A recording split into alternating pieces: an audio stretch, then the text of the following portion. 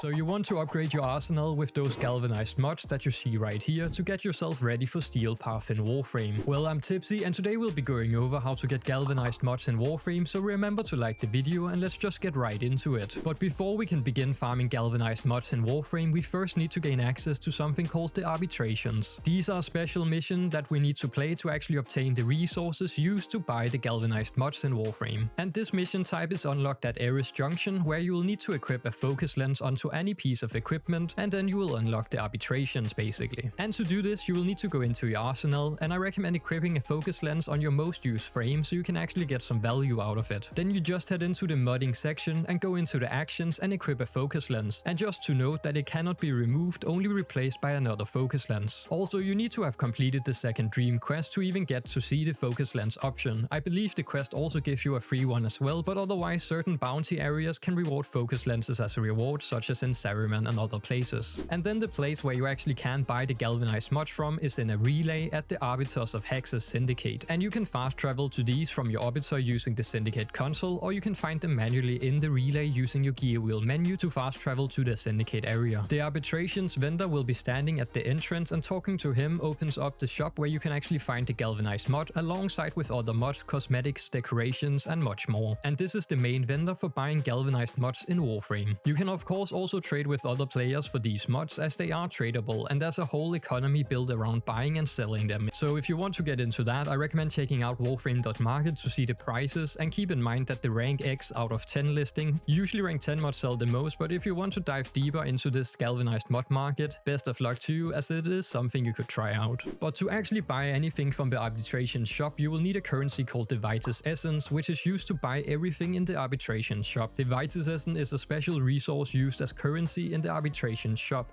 and there's a resource you can obtain from playing the Arbitrations, which we mentioned earlier. And this Vitus Essence is tied to a rotation completion of 1 per rotation, also chances for getting more as a rotation reward, but there's also a chance to drop from a special Arbitration shield drones that spawn inside these missions. The Arbitrations are a special mission you can play one off every hour, and can be found in the alerts tab in the navigation window once you have it unlocked. And a little special thing is every Arbitrations will have a loadout that will be buffed for that one arbitration rotation every hour with the Arbitration. The Arbitrations are higher level content rotating between different game modes where you will be able to gather your Vitus Essence. And the Arbitrations also follow a certain rule set, making it a little special, such as you will need to have a rank 30 frame, and when you die you will not go into a bleed out phase, instead you will turn into a revived tower, and your teammates needs to gather 5 of a special type of token to actually revive you inside the mission. So I highly recommend taking in a tanky frame to not die easily if you want to farm Vitus Essence. While inside the missions you will encounter something called the shield drones. These special drones will make any nearby enemy completely immune to damage until the drone is actually destroyed. They will also have a 6% chance to drop Vitus Essence, so they are basically your primary target to quick farm Vitus Essence, as they will spawn in quite often and they will be your main source of Vitus Essence. They do spawn randomly, but usually you notice them when enemies suddenly become unkillable in a group,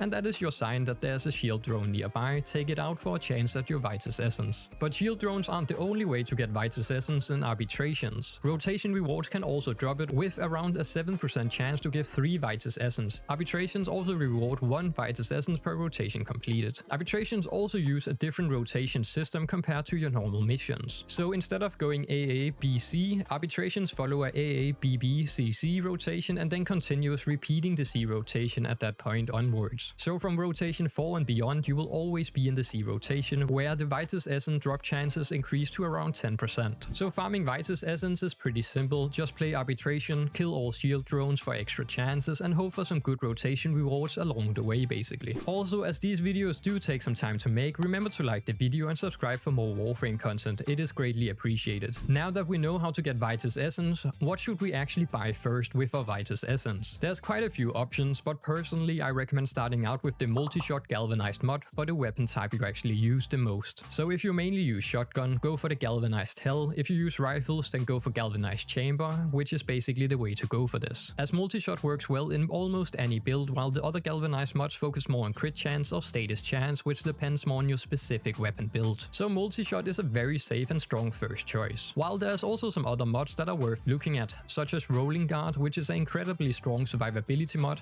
It clears all status effects and makes you invulnerable for 3 seconds every 7 seconds when you actually do a dodge roll. Preparation Preparation is another good one, especially for builds that need a lot of energy or just quality of life, or starting with full energy like on Titania so you can go straight into Razor Wing. Adaptation is also great for tanky frames, letting you stack up damage resistances of each status effect up to 90%. And of course there's also arcanes and other items in the shop, so I recommend taking a look for yourself and see what fits your playstyle the best. An early game build we could go over would contain Rhino, as he is a very strong early game tanky frame that could go through arbitrations without any issues. Then we also have the Nataruk, which is a quest given weapon that is very strong early on and can take you through the enemies that you need. Then we have the Atomos, which is a very strong early game AoE weapon, which will give you a little bit more AoE damage compared to the Nataruk, which is more single target or line of sight target basically. And lastly, if you have completed the new war, we could also use the Broken War. So all of these weapons should be fairly easy to obtain, and the frame is given very early in the game. For Rhino, you don't really need much to actually make him survivable, because he has the second ability called Iron Skin here. Whenever you press this ability, you will be invulnerable for 3 seconds,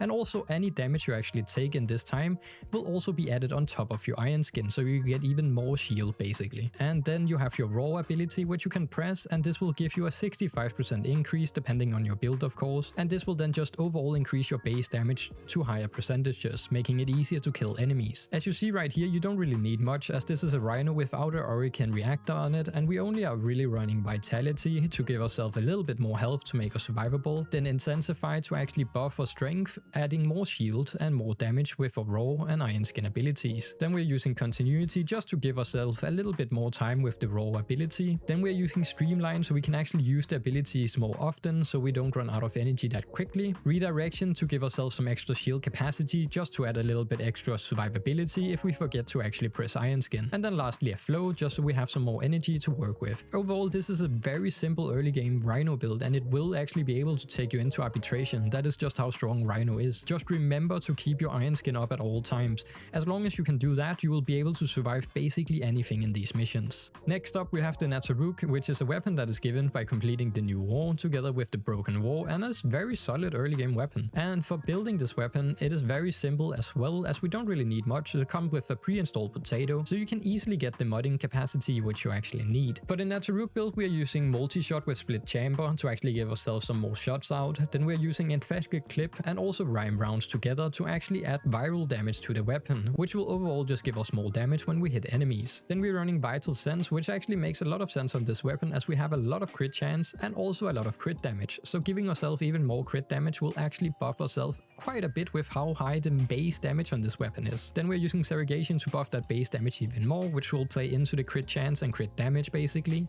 And then of course we have the crit chance point strike, which will just add more crit chance, so we can double crit with this. As you can see, we are hitting 150% on a perfect shot, which is very nice. Then you can also use Thunderbolt here. This is just a preference slot basically. You can either use Thunderbolt or you can put on like a multi-shot mod like Vigilant Armaments. It is basically a flex slot right here, so feel free to put in whatever you want.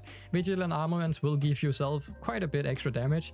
I just think Thunderbolt is a fun one, so you will also explode your shots, but it really depends on your playstyle. And then lastly we have Thermite rounds, so you'll add some heat damage to the weapon, overall also adding to the total damage. This is a very simple early game build for this weapon, and it should be able to take you into Arbitrations without issue. Then next up we have the Atomos, which is a very strong AoE weapon, where you just hold down and shoot your enemies, and it will split through enemies nearby and basically kill them fairly quickly if you have heat and viral on at least. So here we're using Sure Shot so we get our status chains up, because this is basically a status weapon. We just want to hold down. As you see, fire rate is 17, so we will basically be proccing like status effects, like 17 status effects every second or so. Then we have Hornet Strike just to add a little bit more damage, so we are doing more total damage. And then of course multi-shot to actually get our multi-shot up, so we are doing even more. So we are sitting at like around 30 shots per second. Lethal Torrent, if you can get it, it is from Nightmare Missions. It is a little bit of a rare mod, but it is very strong, and with fire rate and multi-shot this will just make the build way stronger. Then we're using Frostbite of course, and together with Pistol Pestilence. You don't need the status chance ones, but if you have them, they are a nice one to use to make viral basically.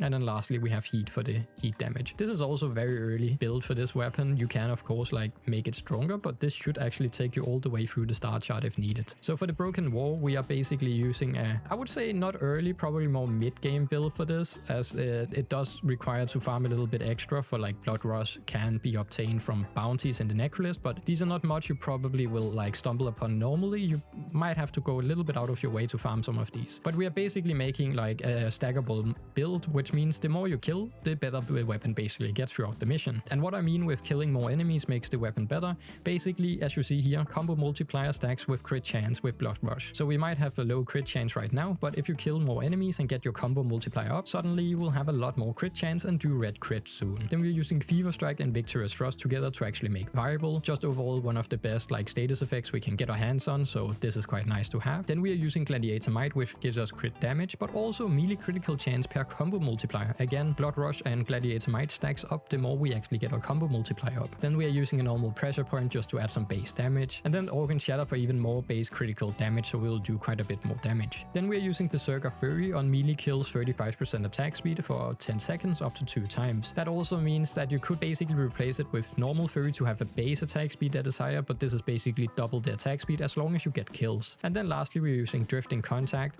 which will just give us the combo duration for a little bit longer to keep ourselves Gladiator Might and Blood Rush up and running for longer, and also give ourselves some more status chance so we can actually get ourselves our viral hits in as well. But overall this setup should be fairly accessible early on in Warframe, so hopefully this was useful. Otherwise you can just copy the builds or maybe go for something yourself, but hopefully that should help you a little bit of like a semi-early game Vitus Essence build basically. And with that you should now be ready to farm your Galvanized mods in Warframe, and hopefully you have gotten the information you came for, and I hope you have found the video helpful. If you did, make sure to like the video and subscribe to the channel, it really does help a lot. If you want more Warframe tips and tricks, check out my other videos, and also come join us on the Discord to be part of the community. And again, a big thanks to everyone who supports on the Patreon and here on YouTube, thank you very much. Then all I have to say is stay tuned, stay tipsy, and I will catch you in the next one. Peace out.